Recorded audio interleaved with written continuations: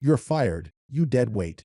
If your garbage makes us sick or gets us sued, quit before this worthless product hits the market.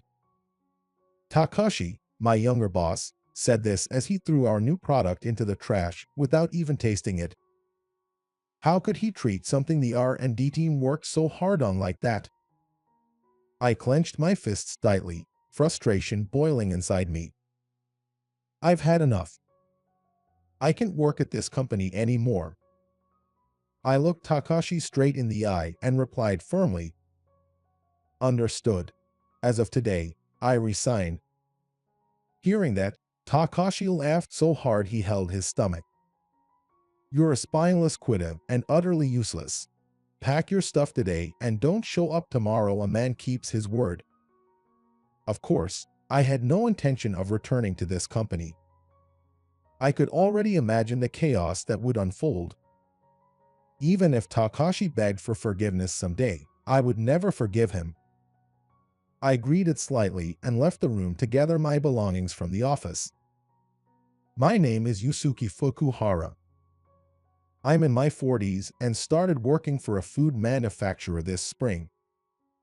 People think I'm capable because I work overseas, but the truth is less impressive. I attended a non-prestigious private university. I couldn't even graduate from that university, deciding instead to study abroad.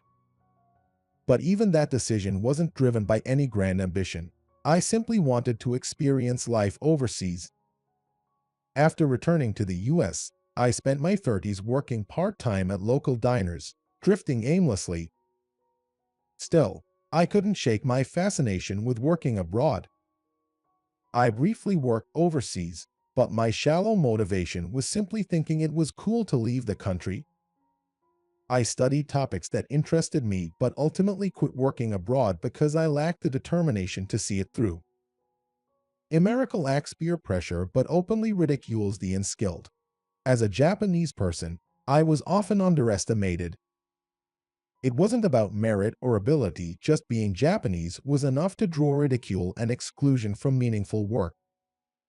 Unable to endure such treatment, I gave up on my dream of working abroad. This left me with a deep sense of inferiority for never following through on anything. I've spent the past 6 months in R&D at a well-known local food manufacturer, a job I'm truly grateful for. During this time, I've been under intense pressure to develop a hit product that could significantly impact the company's performance. It's not easy, but the work is fulfilling, and I feel a sense of purpose every day. However, one thing that bothers me is Takashi's presence. In his 30s and a young manager, he openly belittles those with lower credentials, often targeting me as a mid-career hire. "When's your product ready, old-timer? This isn't a college exam, and I bet you couldn't finish on time even back then." Takashi graduated from an Ivy League school, so he must be exceptionally smart. To someone like him, I'm just an uneducated nobody who couldn't even get into a state university. Unlike Takashi, who joined the company fresh out of college, I started here this past April as a mid-career hire. That alone makes me an easy target for his disdain. Still, I believe I have experiences and knowledge that Takashi lacks. Without becoming overly defensive, I respond. It's not about past academics but current abilities. Our R&D project is almost ready. Please allow us a bit more time. In the few months I've been here, I've presented several ideas, some of which are close to being commercialized. Once the samples reach Takashi, I'm confident they'll impress him. Not sure I should look forward to it. If your product causes health issues, we'd face lawsuits. Just bring something safe to eat. What a rude thing to say. I've always had a strong curiosity about food and have studied it extensively, even while abroad. I hold rare certifications and, of course, have qualifications like a nutritionist and chef's license. I don't boast about it, but being told not to include harmful ingredients in a product is an insult, given my credentials. I worked briefly at top overseas restaurants. and my qualifications convinced the company president to offer me this role. Takashi probably doesn't know any of this, or even bother to look at my resume. Still, there's no need to explain or boast. I respond humbly to Takashi. Of course, I only use ingredients permitted by law. There is absolutely no chance of a lawsuit, so please rest assured. Takashi cast me a skeptical glance and let out a deep sigh. All talk, aren't you? Useless people are unpredictable troublemakers. Just don't cause any unnecessary problems, okay? With that, Takashi grabbed his cigarette and left the office. His attitude was unpleasant, but he wasn't entirely wrong. I am underqualified, and I haven't achieved much since joining this company. The quickest way to shut him up is to show results. Fueled by a strong determination to prove him wrong, I threw myself into my work. The development of the new product I've been working on is nearing its final stages. With just a few more refinements, it could become a hit product for the company. Even a modest success would be significant for a company of our size, as one popular product could become a major revenue pillar. This time I'm in charge of such a product. The product I've been tasked with needs to be visually striking, universally appealing in taste, and priced affordably. It's a tall order, and that final improvement has been elusive. But with some ideas in hand, I'm optimistic about meeting the deadline. While our team was busy working in the R&D lab, Takashi suddenly walked in and called out to me. "Fukuhara, I'm heading out for field work. Can you carry my stuff? Even someone like you might be helpful." His unexpected words unsettled not just me but the whole team. The project wouldn't progress without me, and being assigned other tasks at such a critical time was frustrating. Especially when it wasn't an essential company matter but just acting as Takashi's bag carrier. While it seemed likely we'd make the deadline, wasting hours wasn't ideal.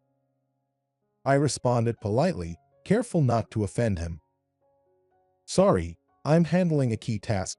Flavor and texture depend on ingredients, simmering, and resting. I must continue." I greeted deeply as I said this, but Takashi slammed a nearby table with a loud bang and shouted, spraying saliva as he did. "Don't get cocky, you useless old man. The company runs fine without you, maybe even better without you slowing things down." Despite my polite approach, Takashi's temper flared. This wasn't the environment to focus on product development anymore. The team seemed to feel the same, exchanging glances of understanding.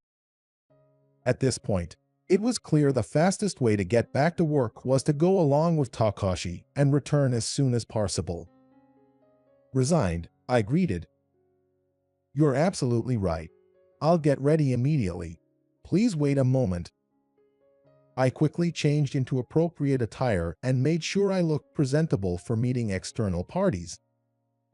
While carrying bags and handling sales-related tasks wasn't my job, there was no use complaining. Once I was ready, I went to Takashi. "You handed me a bag with a sour expression. Carry this. We're meeting a major company about a potential collaboration.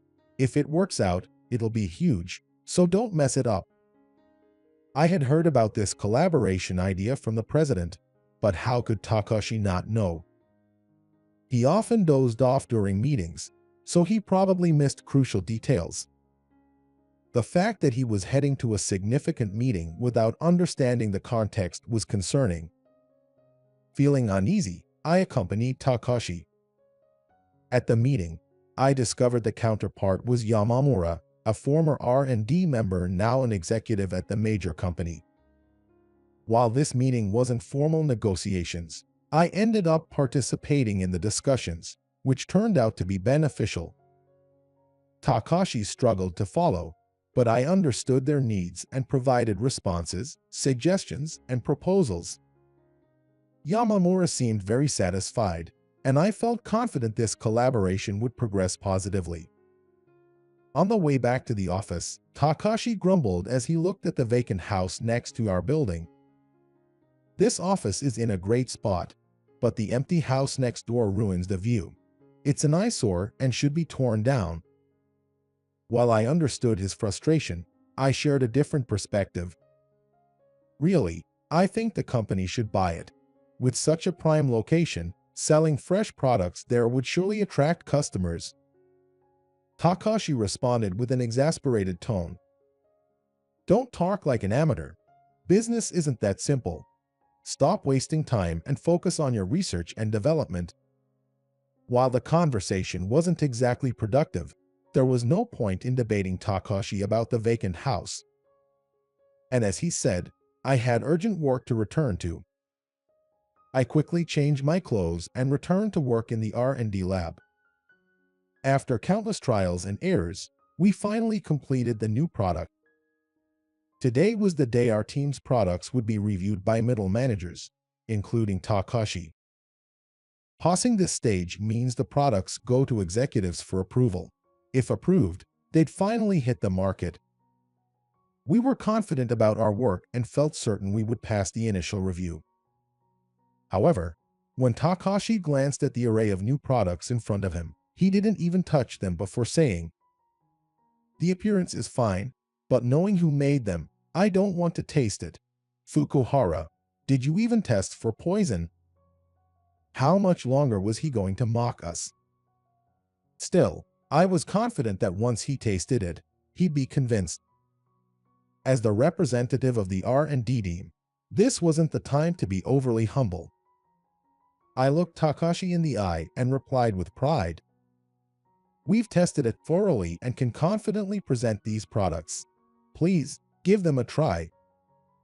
My words were met with approving nods from the other middle managers, who reached out to try the products. But then, to everyone's shock, Takashi suddenly stood up, grabbed all the products, and threw them into the trash. "You're fired, dead weight. If your garbage causes issues, quit before it hits the market and leads to lawsuits." How could he treat something we worked so hard on like that? I clenched my fists tightly in frustration. I'd had enough. I couldn't stay in this company any longer. Looking Takashi straight in the eye, I firmly declared, "Understood. As of today, I resign." Takashi laughed so hard he held his stomach. "You're a spineless quitter. The company's better off without you. A man keeps his word, so pack up today and don't return tomorrow." Of course, I had no intention of returning. I could already see the chaos this company would face in the near future. Even if Takashi begged for forgiveness, I would never forgive him. I greeted slightly, left the room, and gathered my belongings from the office. For the next week, I worked tirelessly to bring my vision to life. The first step was opening a business account and securing a space for my store. I quickly completed the paperwork at the bank and coordinated with a real estate agency to start my venture. I decided to purchase the vacant house next to the company and open my store there. While renovations were underway, I kept myself busy. I brainstormed original product ideas, sourced quality ingredients at the best prices, and networked with wholesalers. Fortunately, I still had connections with major food manufacturers. I explained my situation and explored potential collaborations. As a result, my new venture was off to a promising start. Within a few months, I'd established a solid foundation and was generating steady revenue. One day, the shop door swung open abruptly. "Hey, Fukuhara, what are you doing here?" I'd expected some movement from the company for a while, so this was no surprise. Feigning ignorance, I calmly replied to Takashi, "What am I doing? Well, this space was available, so I renovated it into a shop. Is there something you need?" My words enraged Takashi. "Don't give me that. Companies are pulling out of contracts, and a major project was canceled. I heard you're involved. What's going on?" Months had passed since I left, and Takashi still didn't understand the situation. It made me question the company's judgment in appointing him as a manager. I responded concisely, "That's no surprise. For the major companies, my involvement in the R&D team was a crucial factor." It might sound arrogant, but it was the truth. I hold a rare certification that only a handful of people worldwide possess. Many companies sought my expertise. Takashi, oblivious to all of this, had labeled me a dead weight and pushed me to quit. Still failing to grasp the gravity of the situation, Takashi maintained his hearty demeanor. "You didn't even graduate from a decent university, so how dare you talk big? If we can't run without you, just come back already." Takashi's usual arrogant tone was as tiresome as ever, but I had no intention of giving in to his demands. It was clear that arguing with him was getting us nowhere, so I figured it'd be faster to have someone else explain things to him. "I am now a business owner, so I won't return. However, a major food executive is arriving. Would you like to speak with them directly?" Takashi's eyes widened in shock, unable to hide his surprise. At that moment, the shop door opened slowly. "Yamamura, we've been expecting you. Please enjoy our new product samples. Someone here wants to talk. Could you spare a moment?" Yamamura raised a hand in greeting and took a seat nearby.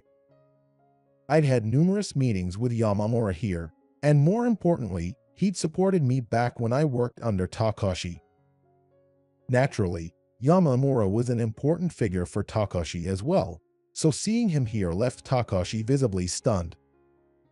"Yamamura, what brings you to a place like this? More importantly, our company's contract was abruptly terminated. What's going on?" Yamamura glanced between me and Takashi before replying matter-of-factly, "We collaborated because Fukuhara, a rare master sommelier, was on your team.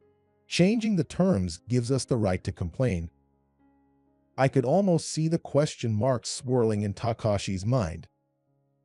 Yamamura, now visibly exasperated, continued, "You didn't know? Fukuhara passed the Master Sommelier exam and excels in nutrition and cooking, which is why I proposed collaboration." Yamamura's explanation finally seemed to help Takashi grasp the gravity of the situation. The UK's Master Sommelier certification is a prestigious qualification designed to improve beverage service in hotels and restaurants. It covers not just wine, but a wide range of beverages. My expertise, like creating wine-infused chocolates, made me uniquely valuable to major food manufacturers. Sure, I didn't have an impressive academic background, especially compared to Takashi, who graduated from the University of Tokyo.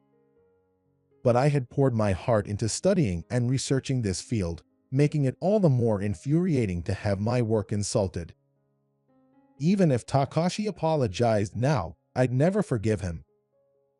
Oblivious to my resolve, Takashi began groveling, practically prostrating himself. "I'm sorry. I had no idea you had such exceptional qualifications.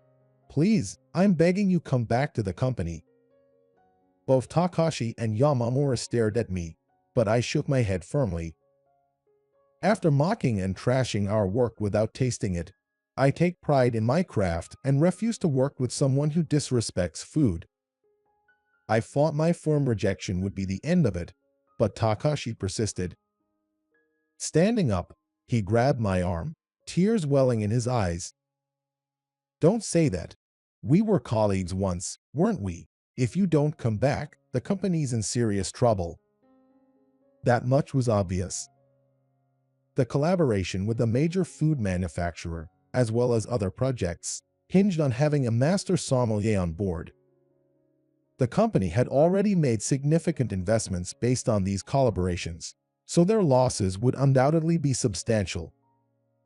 It was alarming how one manager's incompetence could jeopardize an entire company's performance. I shook off Takashi's grip and replied bluntly, "Thanks to you, I've learned to avoid incompetent hires or bad managers. I won't return. Yamamura, please enjoy the samples." There was nothing more to discuss with Takashi. I resumed my meeting with Yamamura to discuss upcoming projects.